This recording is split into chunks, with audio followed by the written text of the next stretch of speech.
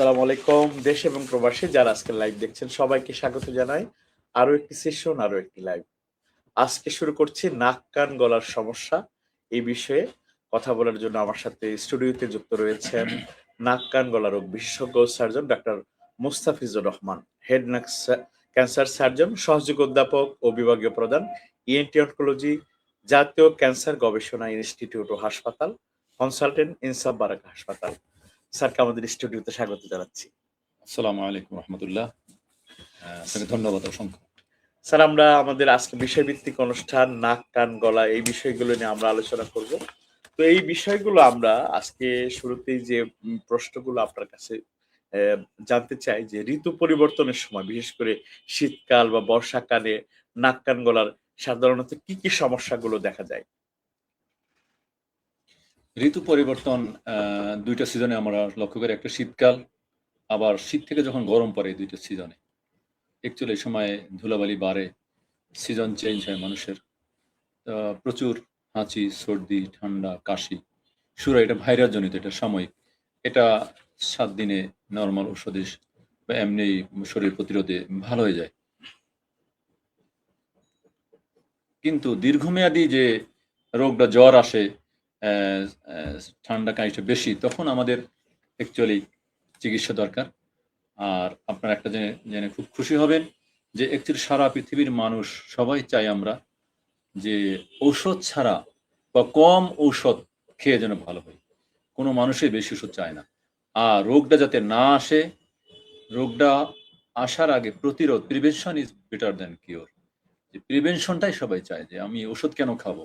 ওষুধ তো মানুষের ক্ষতি করে, যত কম ওষুধ খাওয়া যায়। তা আমরা এই পর্যায়ে প্রতিরোধটা আগে বলবো, তারপর উপসর্গ এবং লক্ষণ দেখে চিকিৎসা করব।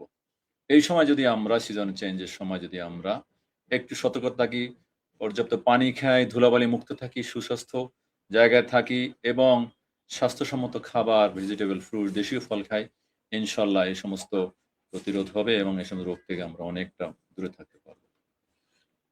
স্যার, আমরা এই প্রশ্নের সাথেই একটা প্রশ্ন প্রশ্ন আমরা একটু জানতে ইচ্ছে করে যে সাধারণত ঠান্ডা কাশি, অ্যালার্জি বা সাইনোসাইটিস যে এইগুলোর আলাদা আলাদা উপলক্ষ বা এই ধরনের উপসর্গ বা সাধারণ লক্ষণগুলো আমরা কিভাবে চিনব আর কি? Thank you so much.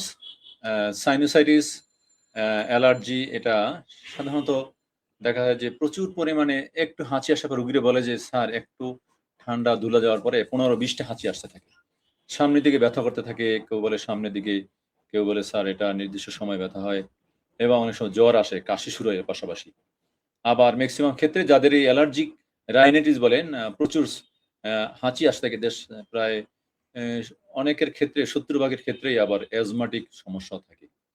তো এই ধরনের নাক দিয়ে পানি ঝরা, নাক বন্ধ, মাথা ব্যথা, শ্বাসকষ্ট, কাশি, এই ধরনের লক্ষণ থেকে আমরা বলবো যে তার সাইনোসাইটিস, রাইনোসাইনোসাইটিসের সমস্যা আছে। স্যার, আমরা একটু বিষয়ভিত্তিক আজকে আমরা তো কথা বলবো নাক কান গলা সব বিষয়ে। সাধারণত আমাদের মানুষের কিছু নাক কানের সমস্যাগুলো হয়। তো আমরা নাকের ঠান্ডা লাগা সর্দি লাগা নিয়ে কথা বলছিলাম। তো আমরা এখন একটু কানের দিকে যাই যে আমরা অনেক সময় কান চুলকায় আর কি। বিশেষ করে যার কান আছে তারই কান চুলকায়। তো স্যার, আমরা এই কান পরিষ্কার বা কান চুলকাতে যেয়ে আমাদের কি কি সমস্যাগুলা হয়? এই সাধারণত এই চুলকানিগুলো থেকে আমাদের কি কি রোগ হতে পারে স্যার? এই বিষয়গুলো একটু। আহ, প্রতিদিনই আমরা কানের রোগী, সবচেয়ে বেশি কানের রোগী আসে, কানের ময়লা নিয়ে আসে, কান চুলকায়, কানে ব্যথা হয়। রোগীরা যে উপসর্গ নিয়ে আসে যে বলে স্যার কানের মধ্যে কটন দিয়েছি, কানে আঙ্গুল, কটন, টিস্যু, রুমাল, এগুলো দিয়ে ক্লিপ, মুরগির পগর, এগুলো দিয়ে আমরা কান পরিষ্কার করতে গেছি, এরপর থেকে কানের ব্যথা শুরু হয়ে গেছে। অ্যাকচুয়ালি আমরা প্রথমে প্রিভেনশনের কথা বলবো।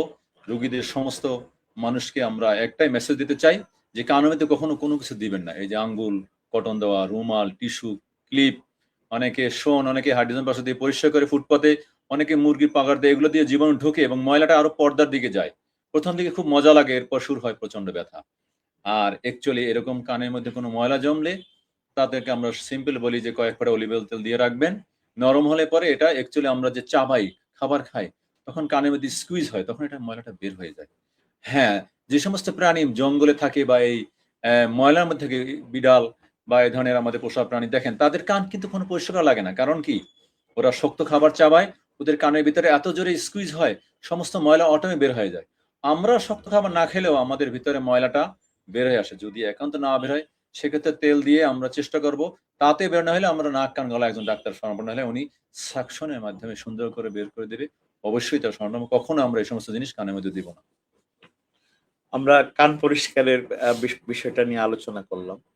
তো অনেক সময় দেখা গেল যে আমাদের অনেকেই এই শীতের বা ঠান্ডার মধ্যে বা বিভিন্নভাবে নাক চুলকাতে অনেকে রক্তাক্ত অবস্থা হয়ে যায়। ঠিক আছে? হ্যাঁ, এর থেকে অনেক দুর্ঘটনাও স্যার ঘটে। এই বিষয়টা যদি স্যার একটু বুঝিয়ে বলেন। হ্যাঁ, ধন্যবাদ অসংখ্য। আ আমরা আমাদের কাছে বাচ্চারা, বিশেষ করে বাচ্চার মারা নিয়ে আসে, "স্যার একদম গামছায় করে রক্ত নিয়ে আসে প্রচুর। রক্ত পড়তেছে, ঝরতেছে।" কেউ মোবাইলের ছবি নিয়ে আসে, কেউ বলে রাতে বালিশ ভিজে গেছে। বয়স্ক মানুষের, সব ধরনের মানুষ আসে। অ্যাকচুয়ালি নাক দিয়ে রক্ত আসার মূল কারণ বাচ্চাদের মনে হলে বাচ্চাদের ভিতরে ময়লা জমে। ও নখ থাকে, আঙ্গুল দিয়ে ময়লা পরিষ্কার করতে গিয়ে ১ম এ একটু ইনজুরি হয়, বড় ময়লা জমে, আবার আনে। ২-৩ দিন পর ওখান থেকে রক্ত আসা শুরু হয়। এবার রাত্রে ঘুমের মধ্যে চুলকায়, তখন রক্তে এসে বালিশ ভিজে যায়। মারা মনে করে বড় ধরনের কোনো রোগ, ক্যান্সার, যক্ষ্মা বা অনেক কিছু হয়ে গেছে কিনা অনেক ভয় পায়।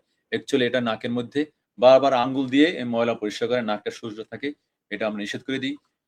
এই ধরনের ক্ষেত্রে প্রিভেনশন হলো শীতকালে বাচ্চাদের মারা যেন তার নাকের মধ্যে ভ্যাসলিন দিয়ে রাখে। নাকটা যেন সবসময় তেলতেলা রাখে। তেলে ও আঙ্গুল দিলেও ভুলেও ওই ময়লাটা জমবে না। আর রক্ত আসলে সে ৫ থেকে ১০ মিনিট এটার সামনে দিয়ে ঝুঁকে নাকটা বন্ধ করে ধরে রাখবে। এভাবে নাক ধরে রাখবে।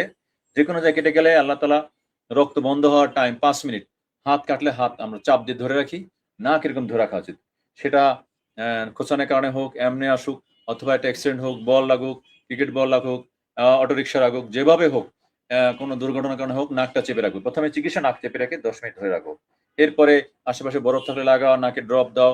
কিন্তু পানি দেওয়া, নাক ছেড়ে দেওয়া, ভয় পাও এটা না।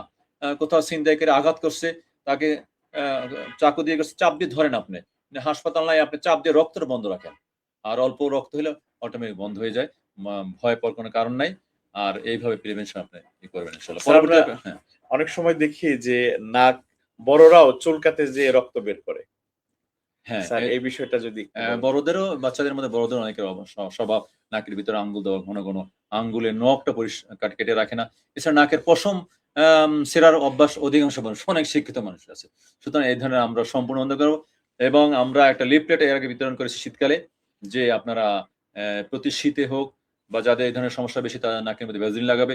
এছাড়া যে সমস্ত হার্টের রোগীরা ইকুস্পিন এবং এই ধরনের রক্ত তরলকরণের ওষুধগুলো খাচ্ছে, তাদের কিন্তু সামান্য একটু ক্ষত থেকে প্রচন্ড রক্ত আসে, নাক বন্ধ হয় না। সুতরাং খুবই সতর্ক, নাকে আঙ্গুল দেওয়া যাবে না। নাক সারা বছর নাকে ভিজে রাখতে হবে এবং ইনশাআল্লাহ আমরা ধুলাবালি না হয় সেইভাবে সতর্ক থাকব। স্যার নাক দিয়ে রক্ত পড়ার আরো কোনো কারণ থাকতে পারে কিনা? হ্যাঁ, অসংখ্য কারণের মধ্যে এই কারণগুলো সবচেয়ে বেশি। এছাড়া অনেকে নাকের ভিতরে সাইনোসাইটিস, নাকের হাড় বাঁকা, এখানে ঘা হয়ে যায়, নাকের পলিপ আছে, ব্লিডিং পলিপ আছে এক ধরনের, নাকের ক্যান্সার হতে পারে, না আরো বিভিন্ন ধরনের সমস্যা আঘাতজনিত থেকে এরকম হতে পারে। স্যার আমরা এই নাক নিয়েই আরো ২-১ টা প্রশ্ন করতে চাই। বিশেষ করে আমাদের অ্যা নাকের যার নাক আছে তারই নাক ডাকার স্বভাব রয়েছে। আমরা শুনি যে নাক ডাকা, সাউন্ড স্লিপ। তো অনেকেই বলে যে যার গভীর ঘুম হয় সেই বেশি নাক ডাকে। তো আসলে স্যার এই নাক ডাকাটা আসলে কি? এটা কেন হয়? বা এটা কি কোনো রোগ? নাক ডাকাটা কি কোনো রোগ স্যার? যদি ব্যাখ্যা করেন। Thank you so much. অসংখ্য ধন্যবাদ। সারা পৃথিবীব্যাপী একটা বার্নিং ইস্যু নাক ডাকা। এই নাক ডাকার মূলত অ্যাকচুয়ালি আমরা ৩ টা কারণ আ নিয়ে আসছি। একটা হলো মুটিয়ে যাওয়া, মোটা হয়ে যাওয়া, স্বাস্থ্য বেশি, মেদবুরি বেশি, এটার এক প্রধান কারণ। ২য় কারণ নাক এবং গলার। শ্বাসনালী কোথাও চিকন হয়ে গেলে, নাকের হাড় বৃদ্ধি হলে নাক বন্ধ হয়ে গেলে, এছাড়া গলার ভিতর টনসিল অনেক বেশি, আল্লাহ জিহ্বা লম্বা হয়ে গেলে, শ্বাসনালীর নিম্ন জায়গায় কোথাও সরু জায়গা থেকে যখন বাতাস যায় তখন প্রচন্ড জোরে শব্দ হয়। এবং এই নাক ডাকা ভীষণ সমস্যা। তার সামাজিক সমস্যা, সোশ্যাল প্রবলেম হয়। আশেপাশের রুমমেটও ঘুমাতে পারে না। তার ওয়াইফ কমপ্লেইন করে যে, "নাক ডাকান, আমরা ঘুমাতে পারতেছি না।" তো স্যার আমাদের এই নাক ডাকা আমরা কিভাবে রোধ করতে পারি সেটা যদি আপনি একটু বলেন। আলহামদুলিল্লাহ। আসলে যেহেতু এই রোগটা সারা পৃথিবীতে বার্নিং ইস্যু, বাংলাদেশেও শুরু হচ্ছে। বাচ্চাদের ফাস্ট ফুড প্রিভেনশন আমি আগেই বলি যে ফাস্ট ফুড খেয়ে আমরা আস্তে দিন, দিন বসে যাচ্ছি। আমরা ফার্মের মুরগির মতো বসে, বসে খেয়ে কোন কাজকর্ম কমে দিচ্ছি, যার কারণে আমাদের মোটা হয়ে যাচ্ছি। এজন্য ১ম এ আমাদের রাতের খাবারে মানুষের ওজনটা বাড়ে হুম, হুম। এবং সেই রাতের খাবারটা কমিয়ে যাবো। এক্সারসাইজ, হাঁটা বেশি করব। কায়িক পরিশ্রমটা বাড়াবো ইনশাআল্লাহ। আর নবীর সুন্নত ডান কাতে, চিতই শুলে নাক ডাকা বেরো যায়, ডান কাতে আমরা শোবো ইনশাল্লাহ। আর এটার আরো ঠান্ডা এবং অনেক কারণে এরকম হয়, বাচ্চাদের অনেক সময় অ্যাডেনোর কারণে এরকম নাক ডাকা শুরু হয়, সেটাও আমরা অবজার্ভ করবো ইনশাল্লাহ। স্যার আপনার কাছ থেকে যদি আরো একটু জানতে চাই, নাকের আর কি কি রোগ আপনি সাধারণত চেম্বারে পেয়ে থাকেন? আমি আরেকটু উল্লেখ করতে চাই, এই নাক ডাকার একটু চিকিৎসার ব্যাপারে বলে যাই, তারপর আপনার প্রশ্ন চলে আসবো। নাক ডাকা এই ধরনের রোগীর কিন্তু হার্ট অ্যাটাক হয়, হাই প্রেশার হয়, অনেক সময় বড় ধরনের রোগ হয় রাতে। সেজন্য আমরা সাধারণত এই সমস্ত রোগী প্রথমে ওয়েট রিডাকশন বলি, তারপরে নাকের এবং কোথায় অবস্থা আসে সেটা বের করার চেষ্টা করি ন্যাজো এন্ডোস্কোপ দিয়ে। তারপরে তাকে বলি যে ডান কাতে শোবেন, ওজন কমাবেন। এরপরে না হলে আমরা সিপ্যাপ বা বিপ্যাপ মাধ্যমে তার অক্সিজেন রাতে বেলায় দেওয়ার চেষ্টা করি। তারপর না হলে তার সার্জারির দিকে আমরা চলে যাই। আর আপনার পরবর্তী প্রশ্নটা আবার একটু যদি বলেন। স্যার আপনার নাকের চেম্বারে আপনার নাকের কি কি সমস্যাগুলো, ওকে, থ্যাংক কি ইউ সো কি মাচ। রোগী আপনি অসংখ্য পেয়ে থাকেন? নাকের রোগী, তবে নাক কান গলার মধ্যে সবচেয়ে বেশিও কিন্তু কানের। তারপরে যেহেতু আমরা কানে আলাপ করেছি, নাকের মধ্যে নাক দিয়ে রক্ত পড়ায় অলরেডি আলাপ করছি। নাক, হাড় বাঁকা, নাকের পলিপাস, নাকের সাইনোসাইটিস, নাক দিয়ে হাঁচি আসা, এই ধরনের অসংখ্য রোগী আরো আমরা পেয়ে থাকি নাকের। তো স্যার আমরা কানের, নাকের পরে আমরা কানের দিকে নিয়ে আলোচনা করতে চাই। আর আজকে নাক কান গলার সমস্যা নিয়ে আলোচনা করছি। আমাদের সাথে আছেন জাতীয় ক্যান্সার গবেষণা হাসপাতাল ইনস্টিটিউটের সম্মানিত বিভাগীয় প্রধান সহযোগী অধ্যাপক ডাক্তার মোস্তাফিজুর রহমান, নাক কান গলা বিশেষজ্ঞ। তো স্যার আপনার কাছ থেকে এখন আমরা এই নাকের কয়েকটা বিষয়, এরপরে কানের বিষয় জানতে চাইবো। যে সাধারণত কানে শু শু শব্দ বা জিজি ধরার এই সমস্যাগুলো মানুষ চেম্বারে নিয়ে আসে, এগুলো চমৎকার, কেন হয়? চমৎকার একটা কোশ্চেন এবং আপনাকে ধন্যবাদ। যে অ্যাকচুয়ালি কানের শোষো শব্দটা মানুষের খুবই খুবই সমস্যা করে এবং বয়স বাড়লে এই রোগটা হতে থাকে। মানুষের চুল যেমন সাদা একবার হবেই, দাঁত যেমন বয়স বাড়লে পড়বেই, হুম। ঠিক তদ্রুপ বয়স বাড়লে এই কানে শোষো ভ্রব শব্দটা এটা শুরু হয় অধিকাংশেই। তবে অনেকের এই বিভিন্ন রোগের কারণে আর্লি এইজে আগে অল্প বয়সে শুরু হয়ে যায়। সেই ক্ষেত্রে আমরা অ্যাকচুয়ালি কানের শোষো শব্দটা হইলো অন্তঃকরণের মধ্যে কিছু কোষ থাকে। সেই কোষগুলোর মধ্যে অক্সিজেন পৌঁছে না। ওই অক্সিজেন ওরা খাবার, এই অক্সিজেনের অভাবে, খাবারের অভাবে ওরা কানতে থাকে। এটা আমাদের ভাষায় আরকি। ওই কান্নার শব্দটাই যে আমাকে অক্সিজেন দাও, অক্সিজেন দাও। ওই শব্দটাই হলো আসলে কানের শোষো ভোবো। ওখানে আমরা কিভাবে অক্সিজেন পৌঁছাবো? অল্প জায়গায়, কাল্পনিক একটা জায়গা। সেখানে অক্সিজেনটা ডিফিউশনের মাধ্যমে পৌঁছে। এইজন্য আমাদেরকে প্রিভেনশন বেটার। সেজন্য আমরা আগে থেকেই সতর্ক যে অ্যান্টিঅক্সিডেন্ট খাবার যেগুলো ভিটামিন সি, ভিটামিন ই এই ধরনের জাতীয় আমাদের দেশীয় ফল, গাজর, শসা, এগুলো প্রতি সিজনের ফল, আমলকি এগুলো খেলে আর আ আ আশা করি যে এই প্রিভেনশন আগে থেকে হবে। এছাড়া অসংখ্য কারণের কারণে এটা অসংখ্য কারণ আছে এই শব্দ হওয়ার। বয়স বাড়লে অথবা দীর্ঘদিন শব্দের মধ্যে আমাদের অনেক যারা ট্রাফিক সার্জন আছে, অনেক কষ্ট করে তারা রাস্তার মধ্যে, তারা গাড়ির মধ্যে প্রচুর ডিউটি করে। এই সমস্ত মানুষকে আসলে তারা দেশের জন্য, মানুষের জন্য করতেছে। এই সাউন্ডে দীর্ঘদিন এক্সপোজার কারণে এই ধরনের শব্দ হতে পারে। আমরা দেখলাম গার্মেন্টস ফ্যাক্টরি বিভিন্ন জায়গাতে যে শব্দের মধ্যে যদি লং টাইম, এছাড়া যারা সাউন্ড বক্সের মধ্যে একটা নিউ রুল আছে 60/60, অর্থাৎ সাউন্ড লেভেল ভলিউমটা 60 উপরে যাওয়া যাবে না এবং 60 মিনিট বেশি ওখানে থাকা যাবে না। তা আমরা দেখা যায় যে বিভিন্ন কালচার প্রোগ্রামে, বিভিন্ন ইয়েতে মিউজিকে আমরা অনেকক্ষণ লং টাইমে অথবা হেডফোন দিয়ে আমরা মোবাইলে দিয়ে দীর্ঘদিন এগুলো করি।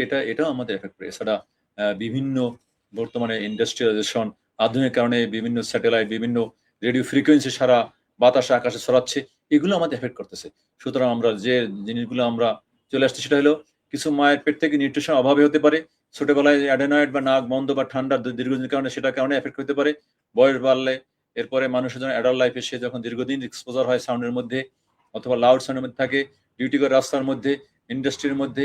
এছাড়া আমরা বয়স বাড়লে কানে কম শোনা শুরু হওয়ার সাথে, সাথে এ ধরনের সমস্যা হয়। জি। আমরা স্যার কানে অনেক সময় মানুষের ব্যথা হয় সাধারণত। কি কি কারণে কানে ব্যথা হতে পারে? হ্যাঁ, কানের ৩ টা পার্ট, বহিঃকর্ণ, মধ্যকর্ণ, অন্তঃকর্ণ। সাধারণত যেকোনো জায়গাতেই কানের ব্যথা হতে পারে। এটা ইনফেকশনের কারণে হতে পারে। নাকের সাথে কানের যোগাযোগ স্টেশন টিউব এটা বন্ধ হয়ে বাচ্চাদের অ্যাডেনয়েড থেকে হতে পারে। এছাড়া আমরা কান খুঁচাই, কানের ভিতরে ওয়াক্স, ময়লা, এছাড়া এক ধরনের রোগ আছে ASOM, acute suppurative otitis media, CSM, এই বিভিন্ন আ ইনফেকশন থেকে কানে ব্যথা হতে পারে। তাহলে স্যার আমরা এই কানের ব্যথা যেন না হয় সেজন্য এটার প্রিভেনশন কি রয়েছে? হ্যাঁ, আমরা সাধারণত সমস্ত মানুষকে একটা উপদেশ দিয়ে থাকি। কান কখনো চুলকাবেন না। কানের মধ্যে কটন, আঙ্গুল, টিস্যু, রুমাল, গামছা, ক্লিপ, অ্যা মুরগির পগার এগুলো দিবেন না। কান পরিষ্কার করতে যাবেন না। কানের মধ্যে অলিভ অয়েল তেল দিয়ে রাখবেন এবং কিছুদিনে যদি এতে না বের হয়, আমরা সাধারণত শক্ত খাবার খেলে খাবার পরে বের হয়ে যাওয়ার কথা, কানের মধ্যে স্কুইজ হয়। তারপর বের না হলে আমরা সাকশন দিয়ে এন্টি ডাক্তার স্বর্ণ হলে আমরা করে দেব। এর পাশাপাশি নাক, শীতকালে নাক বন্ধ হয়, নাকে ড্রপ দিয়ে রাখতে হবে, অ্যান্টিহিস্টামিন দিতে হবে এবং ব্যথা হয়ে গেলে অনেক সময় কান পাকা, কানে পুজ আসা শুরু হয়। সেটা না আসা পর্যন্ত আমাকে অ্যান্টিবায়োটিক শুরু করতে হবে। যদি কান পাকা শুরু হয়ে যায়, সেক্ষেত্রে কানে ড্রপ এবং অ্যান্টিবায়োটিক শুরু করতে হবে। আচ্ছা আমরা এবং আরো একটি উপদেশ সেটা হলো কান পাকা শুরু হইলে অবশ্যই কানে গোসলের সময় পানি না যায়, বৃষ্টি পানি না যায়, এয়ার প্লাগ অথবা কটন এটা দিয়ে প্রিভেনশন করে কানে পানি না যায় সেভাবে গোসল করতে হবে। স্যার আমাদের একটা কথা শুনি যে কানে পানি দিলে মানে একটা গ্রামীণ একটা প্রবাদের কথা শুনেছি। কানে পানি যদি ঢুকে যায় তাহলে আবার পানি দিয়ে পানি বের করতে হয়। এরকম কোনো বিষয় স্যার আছে কিনা? হ্যাঁ, এটা আমিও ছোটবেলায় এরকম জানতাম। আমি নিজে করছি আসলে। কানের ভিতরে অ্যাকচুয়ালি আমাদের যাদের টিম্প্যানিক মেমব্রেন কানের পর্দা ভালো, তাদের কানের পর্দাটা ভিতরে পানি যাবে না। পর্দা বাইরে থাকবে। তো ওই জায়গাটার সামনের দিকে একটা ছোট স্পেস আছে। অ্যা ছিদ্রটা একরকম না কিন্তু। ভিতরে কিছু দূর যাওয়ার পর সরু। তারপর আবার আপনারা যেভাবে দেখছেন যে এই শিং মাছের পুকুরের মধ্যে যে গর্ত করে, মুখটা ছোট, ভিতরে বড়। এ ধরনের একটা ভিতরটা ছোট জায়গা, যার কারণে কানের পানিটা ভিতরে গিয়ে অনেক সময় বের হয় না, কিছু সময় আটকা থাকে। সেই পানিটা আপনার বের করার খুব দরকার হয় না। ওটা অটোমেটিক যেহেতু গ্লাসের মধ্যে একটা পানি থাকলে যেমন বাতাসে উড়ে যায়, কয়েকদিন পরে কয়েক ঘন্টা পরে কানের পানিটা উড়ে যায়। হ্যাঁ, তারপর যদি সে পানি দিয়ে এটা বের দেয়, তো সেটা যেন ক্ষতি না। কিন্তু যদি কেউ বের করতে না পারে, সেটা ১ দিন পরে ২৪ ঘন্টা পরে বাতাসে ওটা জলীয় বাষ্পে উড়ে যাবে। আচ্ছা। তো আমরা কান নিয়ে আরো ২-১ টা ছোট্ট প্রশ্ন যে কানের অনেকেরই পর্দা ফেটে যায়, পর্দা ছিঁড়ে যায়। কি কারণে এটা হতে পারে? কি চিকিৎসা রয়েছে? হ্যাঁ, এটা কান পাকা রোগ CSOM বলে। অ্যাকচুয়ালি এই ধরনের রোগী ২ ধরনের। একটা হলো সিম্পল কান পাকা রোগ। সেগুলো প্রচুর কান দিয়ে পানি আসে এবং খুব একটা গন্ধ হয় না ঠান্ডা লাগলেই। বারবার ঠান্ডার কারণে হচ্ছে। এই ধরনের ইয়েতে এই রোগটা বেশি হয়। আমরা আগেই প্রতিরোধের কথা বলছি যে ঠান্ডা লাগানো যাবে না, কানের মধ্যে পানি প্রবেশ করানো যাবে না এবং কানে এই ধরনের যদি এ ধরনের প্রচুর পানির অবস্থা আসে, ইনফেকশন নিয়ে আসে, আমরা ১ম এ সাকশন ক্লিয়ার করে পরিষ্কার করে তারপর ড্রপ এবং অ্যান্টিবায়োটিক দিয়ে নাকে ড্রপ দিয়ে এটা শুকাবো। শুকানোর পরে আমরা ১-২ সপ্তাহ পরে আমরা কানের পর্দাটা লাগিয়ে দেই। সিম্পল একটা উদাহরণ দিলে বুঝবেন। যেমন একটা রিক্সা বা সাইকেলের টিউব যদি লিক হয়ে যায়, হুম। ছোট লিক হইলে বাতাসটা বের হয়ে যায়। তখন রিক্সা মালিক গ্যারেজে নিয়ে টিউবটা বের করে ওই জায়গাটা শুকায়। তারপরে একটু ঘষা মাজা দিয়ে একটু সলিউশন দিয়ে পট্টি লাগায় দেয়। কানের পর্দাটা আগে শুকাতে হবে। এরপর কানের পিছন থেকে পর্দা তো আর বাইরে থেকে প্লাস্টিকের কিছু না, পিছন থেকে ছোট্ট চামড়ার নিচে এক ধরনের টেম্পোরাল ফাঁসা আছে খুব পাতলা করে নিয়ে ওটা আমরা ওখানে মাইক্রোস্কোপের মধ্যে বসিয়ে দেই। ইনশাআল্লাহ তাহলে এটা পর্দাটা লেগে যায় এবং রোগী ভালো শোনে এবং তার এই প্রবলেমটা ইনশাআল্লাহ সলভ হয়। স্যার কারো কানে পর্দা যদি মনে করেন যে অপারেশন হয়েছে, পর্দা লেগে গেছে। তারপরেও কোনো কারণে সেই পর্দা যদি না টিকে বা সেটা যদি কোনো কারণে ক্ষতিগ্রস্ত হয়, সেক্ষেত্রে আপনার কি পরামর্শ রয়েছে? বা থ্যাংক ইউ সো মাচ। এই প্রশ্ন অসংখ্য পেশেন্ট করে থাকে, অপারেশনের পরে তো করতেই থাকে। হ্যাঁ, যে কারণে অ্যাকচুয়ালি 95 মানে স্মল বা মিডিয়াম সাইজ পারফোরেশন যেটা ফুটা, এটা বই পুস্তকে লেখা আছে আমাদের ENT আমরা যতদূর জানি যে 95 বা 90 থেকে 95% সাকসেস রেট। 5% বা এরও কম বেশি ফেইলিউর রেট আছে। হ্যাঁ, পর্দা লেগে গেল, সবকিছু ঠিক আছে। যেই কারণে তার জীবনের শুরুতে ওই পর্দাটা ফেটে গেছিল, পর্দার পানি আসছিল, সেই একই কারণ যদি আবার পুনরাবৃত্ত হয় পরে, তাহলে আবার ওই পর্দা ভালো পর্দা ছুটে যাবে। সেটা আপনি ওই জিনিসগুলো আপনাকে জানতে হবে। যেমন নাক তার কখনো বন্ধ করা যাবে না, অতিরিক্ত ঠান্ডা লাগানো যাবে না। হঠাৎ ঠান্ডা, হঠাৎ গরম খাওয়া যাবে না। আপনি আরেকটা উদাহরণ দিলে বুঝতে পারবেন যে, একটা কাঁচের গ্লাসের মধ্যে যদি আপনি গরম পানি ঢেলে দেন অথবা বরফ রেখে দেন, হঠাৎ করে এটা ফেটে যাবে। মানুষের শরীরটা তো এরকম। হঠাৎ ঠান্ডা, হঠাৎ গরম গেলে তার শরীর এফেক্ট করবে। সুতরাং আর এর মধ্যে না কোনোভাবে বন্ধ রাখা যাবে না। খুব কানের যত্ন নিতে হবে। তাহলে ওই একই কারণ ঘটনা না ঘটলে তাহলে ইনশাআল্লাহ তার পর্দাটা সারা জীবন টিকে যাবে। জি, আমরা নাক, কান, গলার নিয়ে কথা বলছি। আর যারা এই লাইভটা দেখছেন, যারা সরাসরি Facebook বা YouTube এ দেখছেন, আপনারা এই ভিডিওটা শেয়ার করে দিবেন।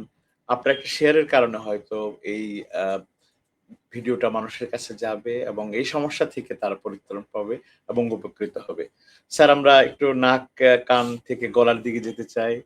গলার কি সমস্যা নিয়ে চেম্বারে রোগীরা আপনার সামনে এসে উপস্থিত হয়? আলহামদুলিল্লাহ, যেটা নাক, কান, গলার সব ধরনের রোগী আসে। গলার রোগীর মধ্যে আমরা সাধারণত যেটা দেই, গলার ভিতরে টনসিলটাই মেইন। বাচ্চাদের অ্যাডেনয়েড বলে, অ্যাডেনয়েড টনসিল সমস্যা নিয়ে আসে। আর আমাদের গলার প্রদাহ ফেরিনজাইটিস নিয়ে আসে অনেক সময়। গলার ভিতরে অনেক সময় অ্যাবসেস হয়ে যায়, পেরিটনসিয়াল অ্যাবসেস, রেক্টোফেরেঞ্জিয়াল অ্যাবসেস হয়। মেডিকেল টার্ম এগুলো। আর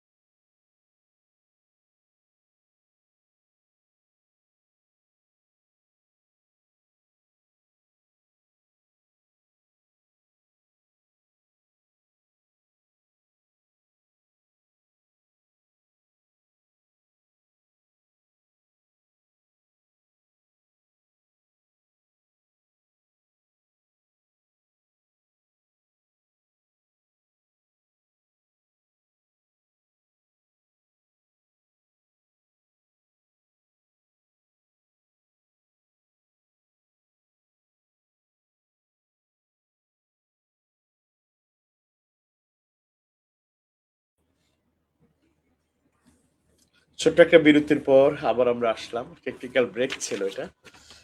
তো স্যার আমরা আলোচনা করছিলাম নাক, কান, গলা রোগ নিয়ে। আর আমার সাথে যুক্ত রয়েছেন ডাক্তার মোস্তাফিজুর রহমান, যিনি হেড নেক সার্জন, নাক, কান, গলা রোগ বিশেষজ্ঞ, জাতীয় ক্যান্সার ইনস্টিটিউট হাসপাতালের বিভাগীয় প্রধান, নাক, কান, গলা রোগ বিশেষজ্ঞ হিসেবে কাজ করছেন। আজকে স্যার আমরা গলার কথা বলছিলাম যে গলার কি রোগ নিয়ে আমরা সাধারণত রোগী আপনার কাছে আসে? আলহামদুলিল্লাহ, গলায় অসংখ্য রোগ নিয়ে আসে। সাধারণত আমাদের কাছে বাচ্চারা বেশি নিয়ে আসে টনসিল, অ্যাডেনয়েড সমস্যা নিয়ে। বড় মানুষের টনসিলাইটিস নিয়ে আসে, গলা ব্যথা নিয়ে আসে, গলা প্রদাহ নিয়ে আসে। গলার সামনে অনেক সময় গলগণ্ড রোগ নিয়ে আসে, লিম্ফ নোড এখানে ফুলে যায়। আর আমি নাক, কান, গলার জেনারেল হিসাবে তো আছি। বিশেষ করে ক্যান্সারের যদি আমি বলি, তাহলে অসংখ্য রোগী আসে ক্যান্সারের। যেমন এখানে ক্যান্সারের গোটা নিয়ে আসে, ক্যান্সারটা ভিতরে এখানে গোটা নিয়ে আসে, ভিতরে শ্বাসনালীর মধ্যে ক্যান্সার নিয়ে আসে, কণ্ঠনালী বসে যাচ্ছে ক্যান্সার নিয়ে আসে, নর্মাল কণ্ঠের মধ্যে পলিপ নিয়ে আসে, গলা ভাঙা নিয়ে আসে। অসংখ্য রোগী আসে আমাদের কাছে। তো স্যার আমরা এই আমাদের বর্তমানে রোগের যে প্রাদুর্ভাব, বিশেষ করে গলায় কিছু অপারেশন, আমাদের অনেকেরই একটা রোগ হয় ভঙ্গ, গলা ভেঙে যায়। তো এই কারণটা কেন হয়? এই রোগটা আসলে কি এটা কোনো রোগের উপসর্গ, না এটা নিজেই একটা রোগ? জাযাকাল্লাহ খায়ের। এই ধরনের সমস্যা অ্যাকচুয়ালি অধিকাংশ লোকের, সমাজের কয়েকটা শ্রেণীর মানুষ খুব বেশি আমার অভিজ্ঞতা থেকে বলছি। এর মধ্যে হলো হেফজোখানার ছাত্র প্রচুর আসে। হাফেজ হলে আমি বলি যে হাফেজ হলে তোমাকে গলা ভাঙবে। এছাড়া আন্তর্জাতিক বক্তা, রাজনীতিবিদ, যারা স্কুলের টিচার, কোচিং, টিউশনি বারবার গলার ভয়েস রেস্ট পাচ্ছে না। এছাড়া বাচ্চা যাদের ছোট বাচ্চা বারবার জোরে কথা বলা লাগে। এছাড়া যারা সিঙ্গার, প্রচুর প্রোগ্রাম করা লাগে, গান গায়। গান গায়, উচ্চাঙ্গ সঙ্গীত। এছাড়া যারা রিহার্সাল, নাটকের যারা বারবার রিহার্সাল দিতে হ্যাঁ। আমাদের অনেক অভিনেত্রী দেখা যায় কিছু গলা সারা বছরে ভাঙা থাকে। আপনারা দেখবেন। এছাড়া ভ্যানে করে ইলিশ মাছ, মুরগি করে বারবার, অর্থাৎ কণ্ঠনালীর মধ্যে রেস্ট পাচ্ছে না। এ সমস্ত মানুষের এই গলা গলা সারা বছরই ভাঙা থাকে। আমরা আসলে এই ধরনের গলা ভাঙা যখন লং টাইম হয়, দেখা যায় যে ভালো হয় আবার হয়, তখন তাদেরকে একটা একটু বলি যে আপনি একটু পরীক্ষা-নিরীক্ষা করে এটার নাম হলো ন্যাজো অথবা ফাইবার অপটিক ল্যারিঙ্গোস্কোপ করে আমরা দেখি যে অ্যাকচুয়ালি কণ্ঠনালীর মধ্যে কোনো সমস্যা আছে কিনা। আচ্ছা। তাহলে স্যার কণ্ঠনালীর এই সমস্যার জন্য এটা, তো স্যার কণ্ঠনালীর বা গলার যত্ন সম্পর্কে স্যার কি বলবেন আপনি?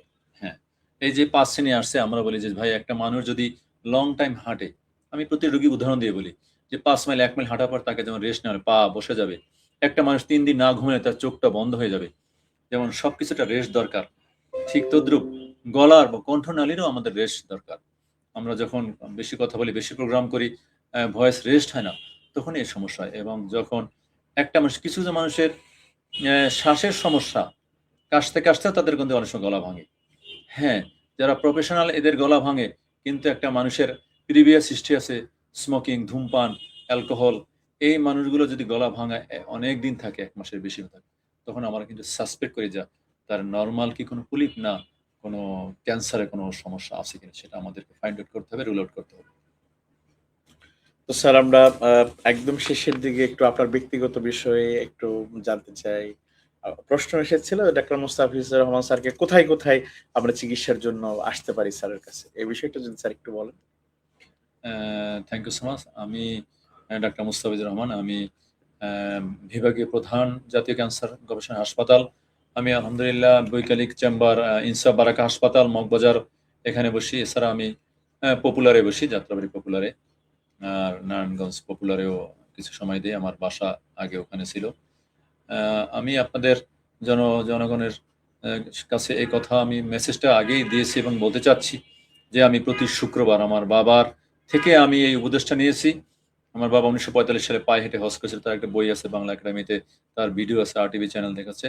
আমি প্রতি শুক্রবার সকাল ১০টা থেকে ১২টা পর্যন্ত ইনসাফ বারাকাতে সমস্ত আলেম ওলামা, মানুষ, মসজিদের মাদ্রাসার এতিমখানার সমস্ত মানুষকে আমি সম্পূর্ণ ফ্রি চিকিৎসা দিচ্ছি এবং আমার পকেট থেকে অনেককে আমি সাহায্য করছি। আপনারা আসবেন, আপনারা সেবা নেবেন, সুস্থ থাকবেন এই দোয়া কামনা করছি। তো আমরা প্রতিদিনই স্যারকে আমরা ইনসাফ বারাকা হাসপাতালে বৈকালিক চেম্বারে পাই। ২:৩০ থেকে মানে ২টার পর থেকে ২:৩০ থেকে আমরা বিকেল পর্যন্ত, বিকেল ৫টা পর্যন্ত আমরা পেয়ে থাকি। আর শুক্রবারে স্যার ফ্রি চিকিৎসা। ইনসাফ বারাকা হাসপাতালে নাক, কান, গলা রোগী যারা রয়েছেন তাদের জন্য এবং সবার জন্যই সুখবর। শুক্রবার দিন বৈকালিকভাবে বিনামূল্যে আলেম ওলামা দেশের বিভিন্ন শ্রেণীর মানুষকে তিনি রোগী দেখেন এবং ফ্রি রোগী দেখেন। এই। তো স্যার আমরা এই আ কেন মানুষকে ফ্রি রোগী দেখেন? আজকে আমার বাবার একটা উপদেশ। আমার বাবা একজন প্রাইমারি শিক্ষক ছিলেন ১৯৪৫ সালে। উনি সার্সিং আলিয়া থেকে ফাজিল পাস করার পর স্টুডেন্ট লাইফেই উনি সরকারি প্রাথমিক বিদ্যালয়ের টিচার হিসেবে জয়েন করার পরেই উনার মা, আমার দাদি আব্বাকে বলছিল যে, "তুমি আসার আগে আমি স্বপ্নে দেখছি যে আমার পেটে একটা চাঁদ যখন উনি গর্ভে, তাই উঠানে একটা চাঁদ আসছে। আমি সেই থেকে মনে করছি আল্লাহ তাআলা আমার ছেলে দিয়ে একটা কিছু করবে।"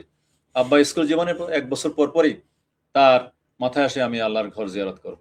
কিন্তু পকেটে টাকা নেই আর একমাত্র দাদি, তখন আব্বা বিয়ে-শাদী করে নাই। আল্লাহ তাআলা এসে এলাকায় একটা ফ্যামিলি, তারা এরকম ফ্যামিলি সহ উনি যাচ্ছে হজে। আব্বা একদিন গিয়ে তাদের সাথে খুবই করলো এবং তাদের মায়া দয়া হলো। আব্বা শুধু এটুকু বলল যে, "আমি আপনাদের এই ফ্যামিলির একজন কামলা হিসাবে আপনাদের এই ব্যাগ টানার জন্য আমি যেতে পারি না?" তখন উনি এত মনের মধ্যে জানলেন, উনি বলল, "আপনি একজন আলেম শিক্ষক, আপনি এই কথা বললেন, নিজেকে এত ছোট করলেন? আপনি রেডি হন।" আল্লাহ তাআলা তাকে কবুল করলো। বিনা টাকায় উনি এখান থেকে চলে গেলেন। তখন তো পাকিস্তান করাচি।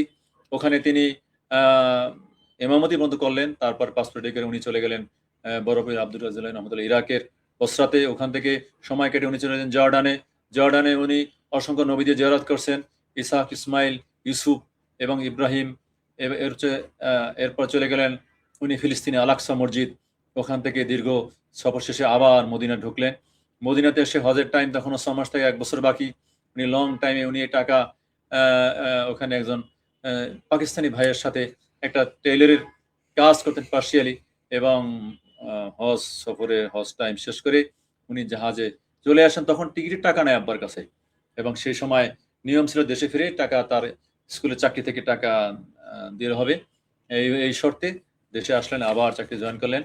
আব্বার এছাড়া তার কর্মজীবনে অসংখ্য স্কুলে কাজ করছেন, সুজলা সুফলা করছেন, 8 কিলোমিটার দীর্ঘ সরকারি রাস্তা 2 দিকে অসংখ্য গাছ লাগিয়েছেন, যে গাছগুলো এখন অনেক বড়, তার স্টোনে সেই ফল নিয়ে আসে।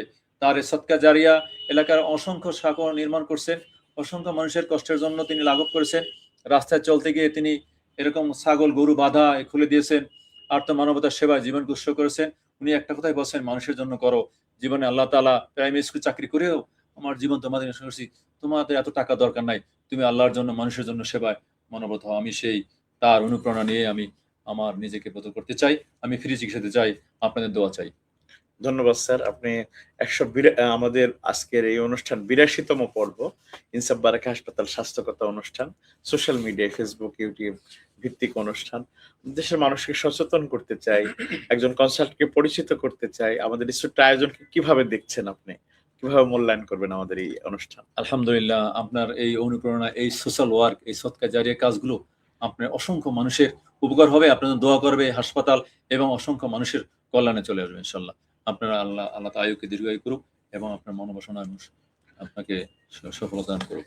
আমাদের এই ছিল আজকের অনুষ্ঠান। আজকের পর্ব আমাদের আজকে এখানেই শেষ করছি। পরবর্তীতে কোনো একজন কনসালটেন্টকে নিয়ে, একজন ডক্টরকে নিয়ে, সার্জনকে নিয়ে আমরা উপস্থিত হব আবারও কোনো একটা বিষয়ে। তো আজকে এখানেই শেষ করছি। সবাই ভালো থাকবেন। আমরা এখানেই স্যারকে বিদায় দিচ্ছি। আল্লাহ হাফেজ। দেখা হবে পরবর্তী পর্বে।